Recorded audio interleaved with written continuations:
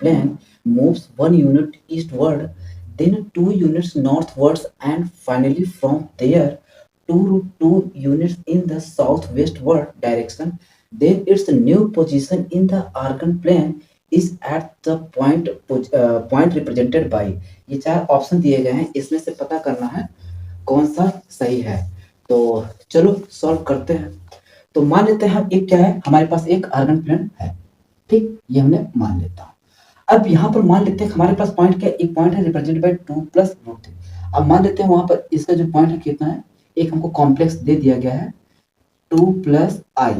अगर देखो कोई चीज हमने मान लिया कॉम्प्लेक्स है क्या, x प्लस आई वाई, तो ये वाला जो होता है वो इमेजिनरी होता है y का, और ये रियल पार्ट होता है x। तो अब यहाँ पर अगर कंपैरिजन करा दो तो x की वैल्यू कितना हो जाएगा 2 x कामा वाई, तो क्या हो जाएगा 2 कामा 1। तो ये वाला पॉइंट हमारा क्या हो जाएगा 2 कामा 1, इतना हुआ। अब यहाँ से एक कोई मान लेते एजेंट है, वो कितना यूनिट गया 1 यूनिट ईस्टवर्ड, मतलब यहाँ से 1 यूनिट और आगे गया वो, ठीक, 1 यूनिट। अब उसके बाद वहां से क्या हुआ, कितना 2 यूनिट नॉर्थ, अब यहाँ से 2 यूनिट और ऊपर गया। तो अभी देखो यहाँ पर देखा जाए तो ओरिजिन के हिसाब से देखा जाए तो यहाँ से 2 यूनिट कौन है, एक्स एक्सिस, और फिर यहाँ से 1 यूनिट क्या है, वाई एक्सिस। अब यहाँ से यहाँ तक है, तो यहाँ से यहाँ तक ये क्या हो जाएगा 3 यूनिट किसका होगा, एक्स एक्सिस। अब ये देखो ये यूनिट 1 यूनिट 1 था और ये 2 यूनिट और गया। तो अगर देखा जाए तो यहाँ पर एजेंट है, तो ये वाला जो पॉइंट कोऑर्डिनेट पॉइंट होगा वो क्या होगा, तो एक 1 और ये वाला यूनिट कितना होगा 3, तो ये वाला जो पॉइंट होगा 3 कामा कितना हो जाएगा 3। तो यहाँ से हमारा जो कॉम्प्लेक्स आएगा ये कितना हो जाएगा 3 कामा 3। अब यहाँ से फिर फाइनली कितना जाएगा 2√2 ईस्टवर्ड, मतलब इस ओरिजिन से कितना साउथ और वेस्ट, मतलब इसके जस्ट कितना 45, ये वाला एंगल कितना 45 पे है। तो कितना जा रहा है, इसकी जो यूनिट है 2√2, कितना 2√2। तो अगर जो एंगल हमारा मेजर किया जाता है हमेशा क्या होता है, इस वाले एक्सिस से, हमेशा पॉजिटिव एक्स एक्सिस से मेजर किया जाता है। अगर हम ऐसे चलते हैं तो हमेशा क्या होता है प्लस, और अगर हम ऐसे मेजर करते हैं तो क्या होता है माइनस। ये सब पीछे पढ़ा रखा हूँ, ठीक। तो अगर मैं यहाँ से यहाँ तक की बात करूँ तो कितना होगा 135। तो अगर मुझे ये यूनिट दिया है, ये आर की वैल्यू दिया गया है, तो अगर मुझे यहाँ से कॉम्प्लेक्स इन पोलर फॉर्म, तो इसका मान लेता हूँ जेड कितना, आर ब्रैकेट में कॉस थीटा प्लस आई साइन थीटा हो जाएगा, क्योंकि देखो मुझे ये वाला पॉइंट पता करना है। तो अगर मुझे ये वाला पॉइंट पता करना है तो क्या हो जाएगा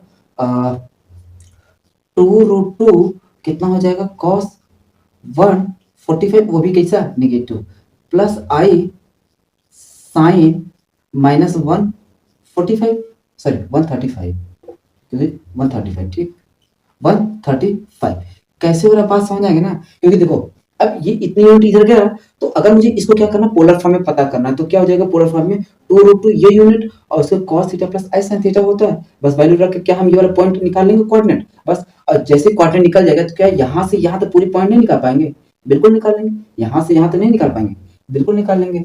तो क्या हो जाएगा 2√2 और cos, अब देखो हमने एक चीज सिखा रखा हूँ क्या, cos माइनस थीटा तो क्या होता है प्लस cos थीटा।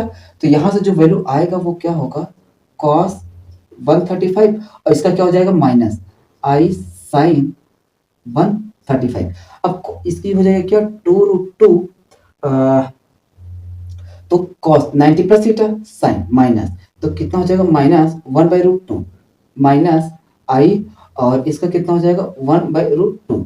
तो अगर मैं इसको मल्टीप्लाई कराऊं तो कितना हो जाएगा 2i माइनस 2, क्या लिख रहा हूँ यार, तो इसका कितना हो जाएगा -2 माइनस 2i। तो ये वाले जो पॉइंट हमारे यहाँ आ जाएगा -2 और कितना आ जाएगा -2। तो अब मुझे एक नया क्या चाहिए पोजीशन चाहिए, नया पोजीशन इन आर्गन प्लेन। तो क्या हो जाएगा जेड, मान लेता हूँ कोई एक कॉम्प्लेक्स कहीं भी एक पॉइंट, अब वहां से कहां से यहाँ से, तो जेड माइनस 3 और कितना हो जाएगा प्लस 3i हो जाएगा। अब वो फाइनली कहां तक जा रहा है यहाँ, तो -2 माइनस 2i।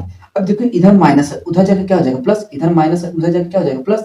तो z इक्वल टू -2 और कितना हो जाएगा -2i प्लस 3i, तो कितना हो जाएगा 1 और ये कितना हो जाएगा प्लस i। तो जो ये हमारा नया आर्गन प्लेन में पोजीशन मिलेगा वो कितना होगा 1 प्लस i। तो ये तो है नहीं, ये तो है नहीं, ये तो क्यों माइनस में, क्योंकि आया किसमें प्लस। तो मेरा कौन सा आंसर सही होगा? बी। ठीक, देखो मैंने एकदम बहुत बेसिक तरीके से बताया कि ताकि एक-एक चीज़ें समझ में आए। बाकी चलते हैं अब क्या नेक्स्ट क्वेश्चन। इसमें क्वेश्चन बहुत ज़्यादा दम नहीं था, बस केवल क्या करना था, ये पोज़ीशन निकालना था। पोज़ीशन निकाल देने के बाद यहाँ से यहाँ तक हमको पता करना है कि इसका में नया पोज़ीशन क्या होगा, ठीक? बाकी चलो अब क्या करते हैं, नेक्स्ट क्वेश्चन देखते हैं।